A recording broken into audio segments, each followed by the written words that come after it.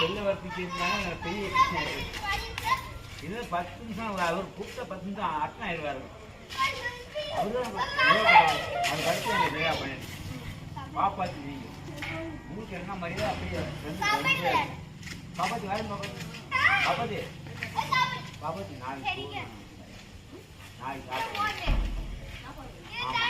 சாப்பிடுங்க. என்ன பாப்பாத்தி